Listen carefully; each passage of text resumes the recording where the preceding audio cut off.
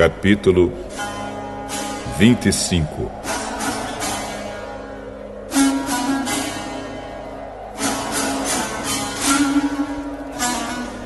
Quando os israelitas estavam acampados no Vale das Acácias, os homens começaram a ter relações com as mulheres moabitas.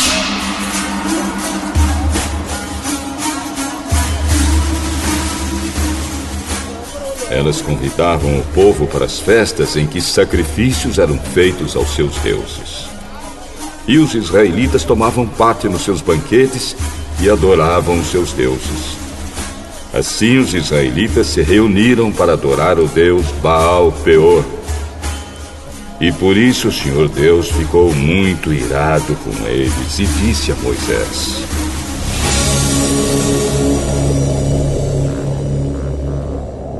reúna os chefes do povo de Israel e os enforque diante de mim em plena luz do dia.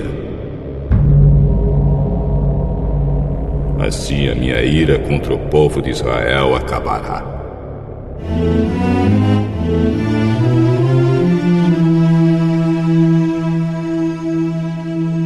Moisés disse aos chefes: cada um de vocês mate os homens da sua tribo que foram adorar o deus Baal Peor.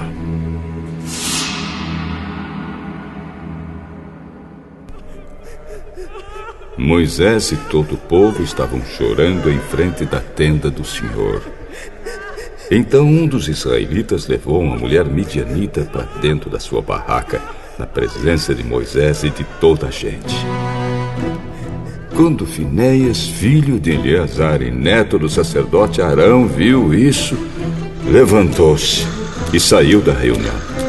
Ele pegou uma lança, seguiu o homem, entrou na barraca e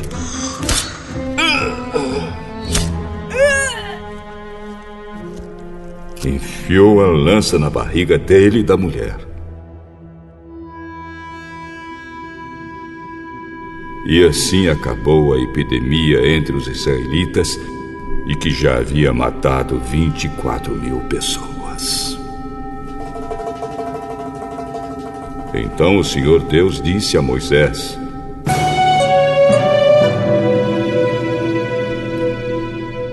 Finéias fez com que terminasse a minha ira contra o povo de Israel. Finéias é como eu, não tolera a adoração de outros deuses além de mim. Por causa do que Finéias fez, eu, na minha ira, não destruí os israelitas. Portanto, diga-lhe que faço agora com ele uma aliança de amizade. Finéias e os seus descendentes sempre serão sacerdotes, porque ele não deixou que os israelitas adorassem outro Deus além de mim, e assim conseguiu que fossem perdoados.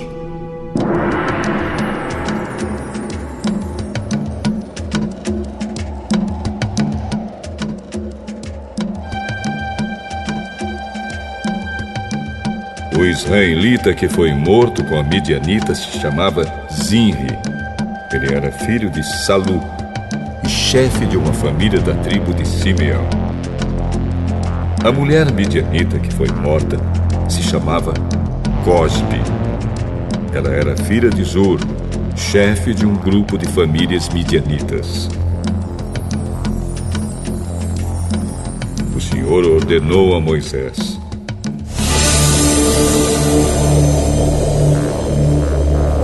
ataquem e matem os midianitas.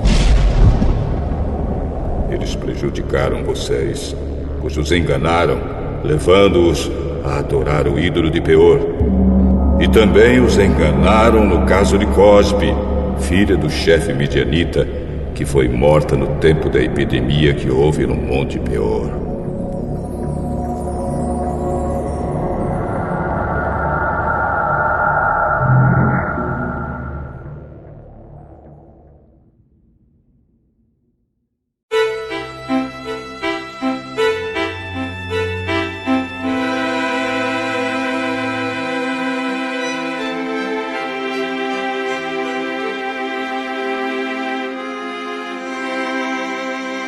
Capítulo 26.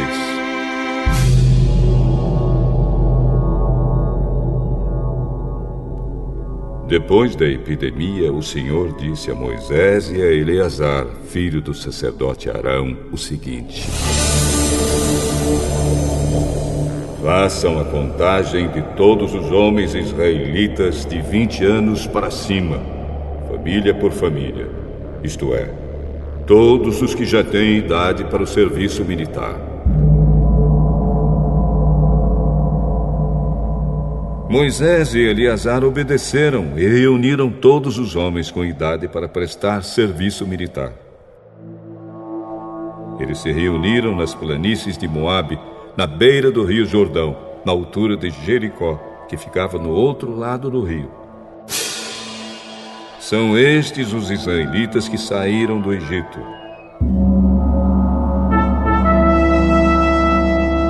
A tribo de Ruben. Ruben era o filho mais velho de Jacó. Os grupos de famílias de Enoque, Palu, Esrom e Carme. Desses grupos de famílias foram contados 43.730 homens. Os descendentes de Palu eram Eliabe e os seus filhos Nemuel, Datã e Abirão. Datã e Abirão foram escolhidos pelo povo. Eles se revoltaram contra Moisés e Arão e se juntaram com os seguidores de Corá na revolta contra Deus, o Senhor. A terra se abriu e os engoliu, e eles morreram com Corá e os seus seguidores.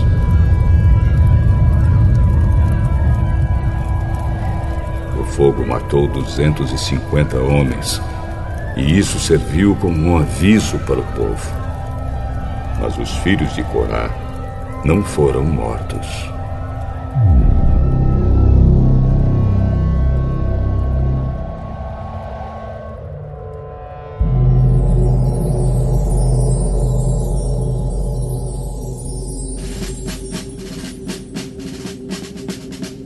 A tribo de Simeão. Os grupos de famílias de Nemuel, Jamim, Jaquim, Zera e Saul. Desses grupos de famílias foram contados 22.200 homens.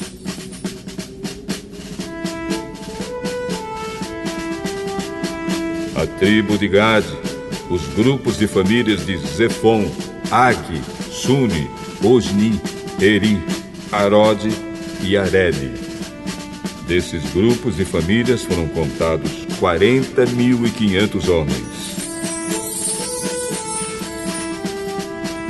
A tribo de Judá. Os grupos de famílias de Selá, Pérez, Zera, Esrom e Amul. 2 filhos de Judá, isto é, Er e Onã, haviam morrido em Canaã. Esses grupos de famílias foram contados 76.500 homens.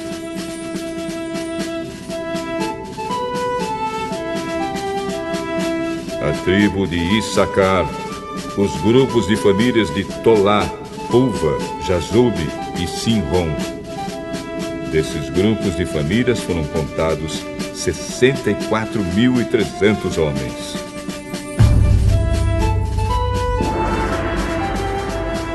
A tribo de Zebulon. Os grupos de famílias de Sered, Elon e Jaleel. Desses grupos de famílias foram contados 60.500 homens.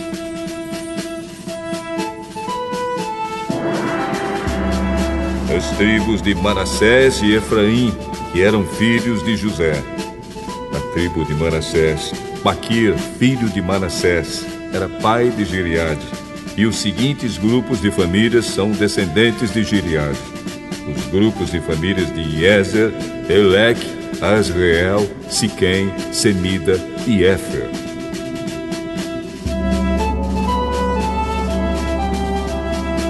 Zelofeade, filho de Éfer, não tinha filhos, somente filhas. Os nomes das filhas de Zelofeade eram Macla, Noa, Ogla, Milca e Tirza. Desses grupos de famílias foram contados 52.700 homens.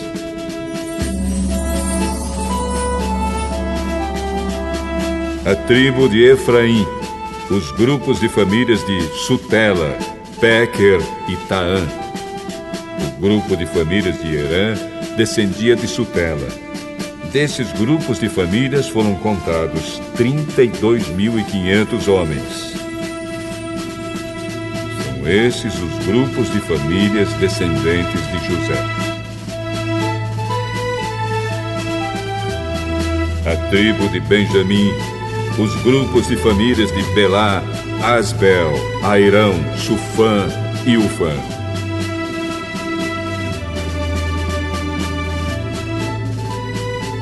Os grupos de famílias de Arde, Naamã, eram descendentes de Belá.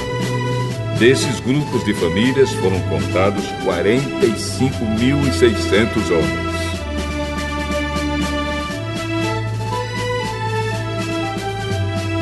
A tribo de Dan, o grupo de famílias de Suão, que tinha 64.400 homens. A tribo de Azer, os grupos de famílias de Ina, Isvi e Berias. Os grupos de famílias de Eber e Malquiel são descendentes de Berias. A filha de Azer se chamava Sera. Desses grupos de famílias foram contados 53.400 homens.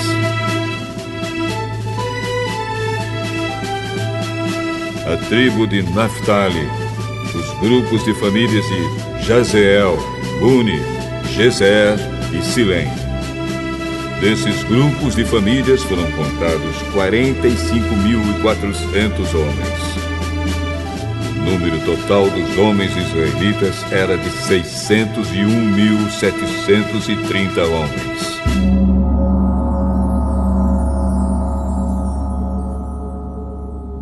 O Senhor Deus disse a Moisés: divida a terra entre as tribos, conforme o tamanho delas.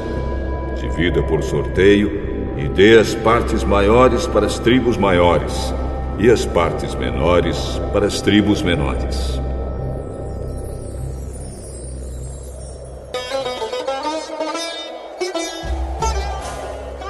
A tribo de Levi era formada pelos grupos e famílias de Gerson, Coate e Merari. Os grupos de famílias de Libni, Hebron, Mali, Muzi e Corá eram descendentes de Levi.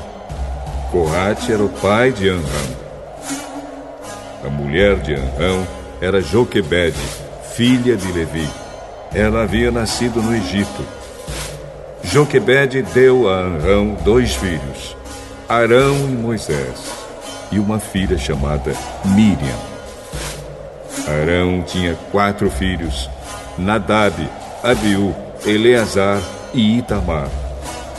Porém, Nadab e Abiú morreram quando ofereceram a Deus, o Senhor, fogo que não era sagrado. Foram contados 23.000 levitas do sexo masculino, de 1 mês de idade para cima. Eles foram contados separadamente dos outros israelitas, porque não receberam nenhuma propriedade em Israel.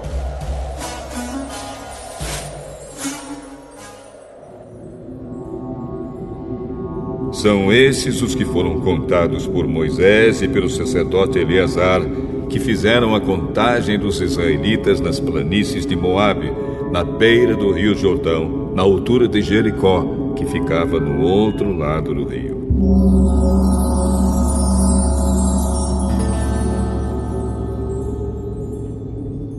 Entre esses da segunda contagem, não havia nenhum dos que tinham sido contados por Moisés e pelo sacerdote Arão, quando fizeram a primeira contagem dos israelitas no deserto do Sinai.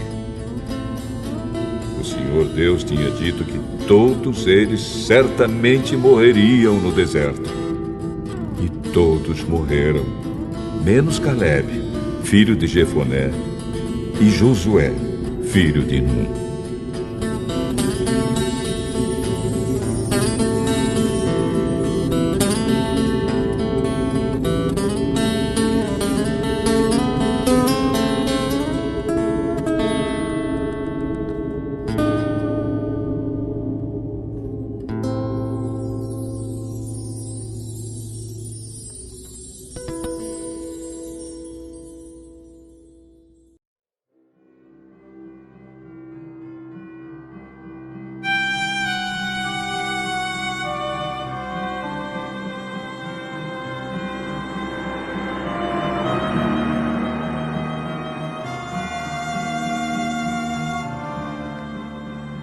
João, capítulo 16.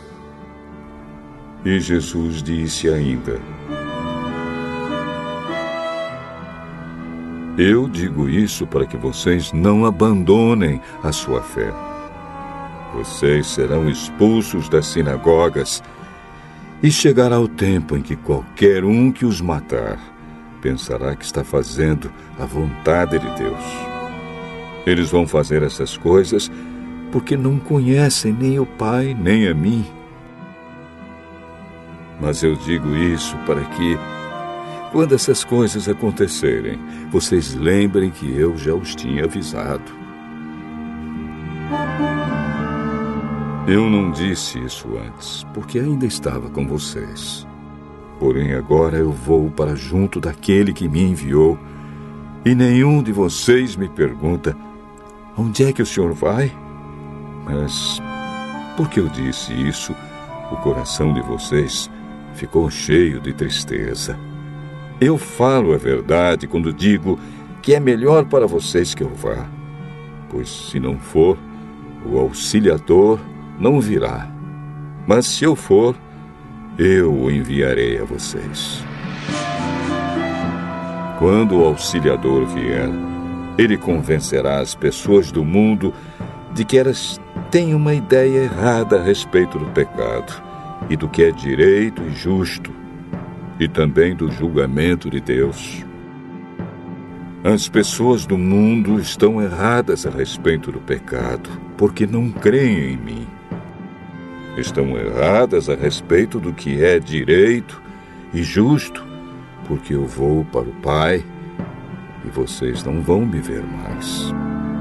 E também estão erradas a respeito do julgamento, porque aquele que manda neste mundo já está julgado.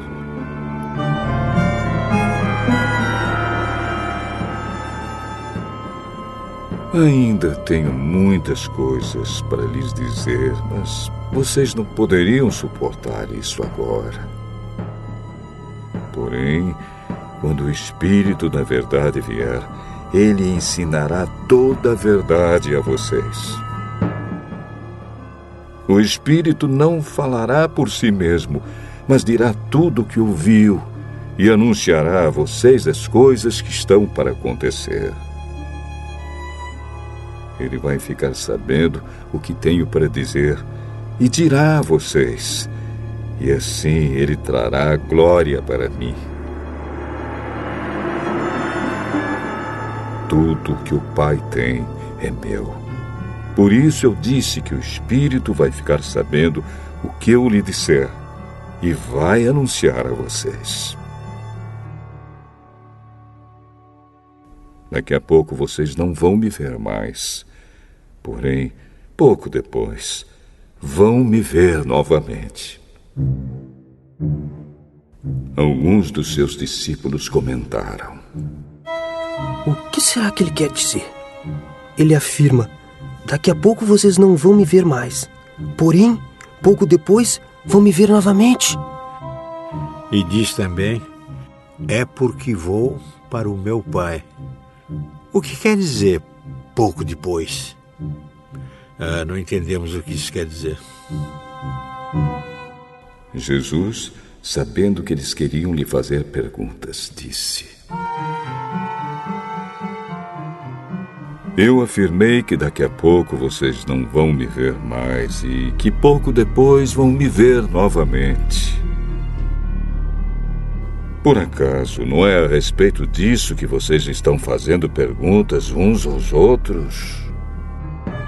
Pois eu afirmo a vocês que isto é verdade.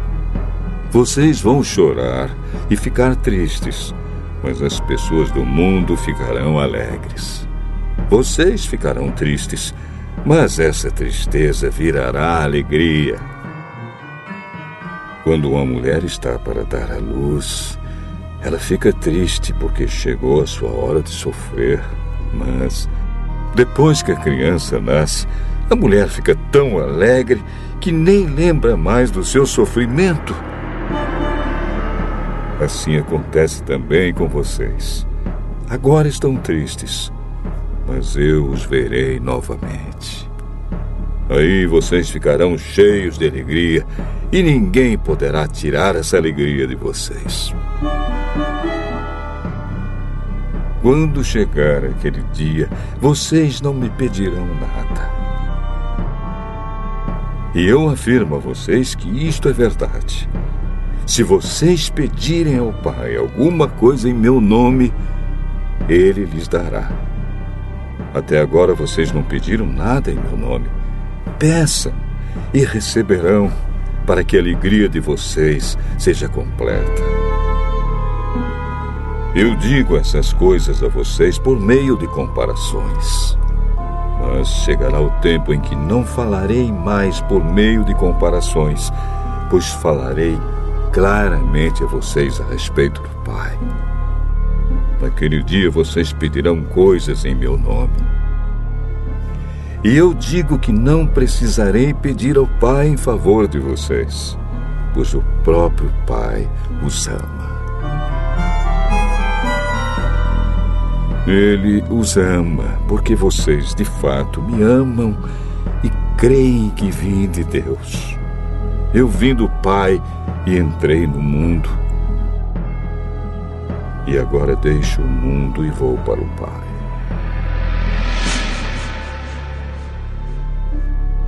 Então os seus discípulos disseram: Agora sim, o Senhor está falando claramente e não por meio de comparações. Sabemos agora que o Senhor conhece tudo e não precisa que ninguém lhe faça perguntas. Por isso nós cremos que o Senhor veio de Deus. Então agora vocês creem? Pois chegou a hora de vocês todos serem espalhados, cada um para sua casa. E assim vão me deixar sozinho. Mas eu não estou só, pois o Pai está comigo. Eu digo isso para que, por estarem unidos comigo, vocês tenham paz. No mundo vocês vão sofrer, mas tenham coragem. Eu venci o mundo.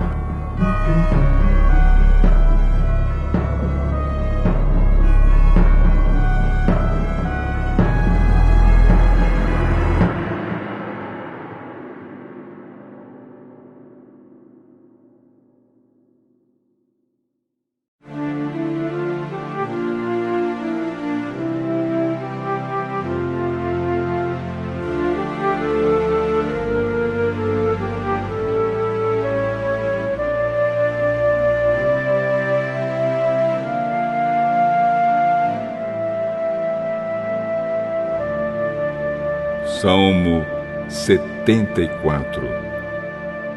Poesia de Asaf.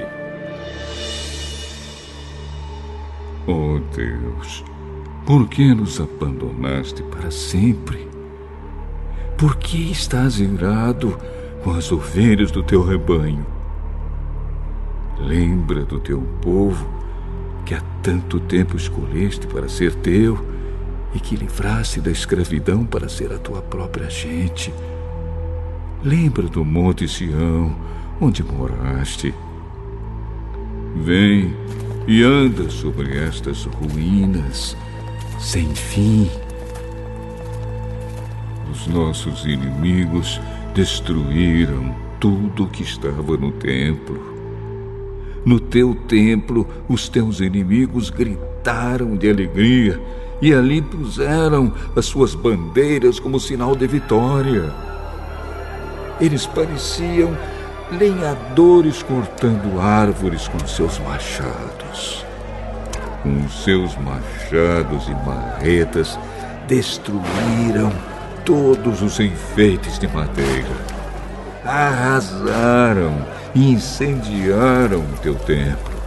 Profanaram o lugar onde és adorado. Eles resolveram nos esmagar completamente. Queimaram todos os lugares santos da terra de Israel. Já não temos os milagres que esperávamos. Não há mais profetas. E ninguém sabe quanto tempo isso vai durar. Oh Deus, até quando os nossos inimigos vão zombar de nós? Será que eles vão te insultar para sempre? Por que não quiseste nos ajudar? Por que ficas de braços cruzados? Mas tu, oh Deus, tens sido o nosso rei desde o princípio e nos salvaste muitas vezes. Com o teu grande poder, dividiste o mar e esmagaste as cabeças dos monstros marinhos.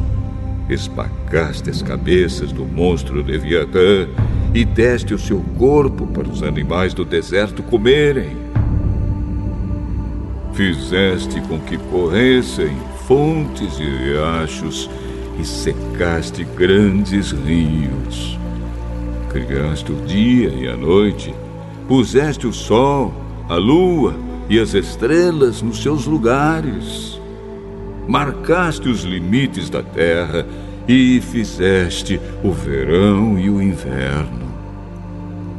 Oh, Senhor Deus, lembra que os teus inimigos zombam de ti.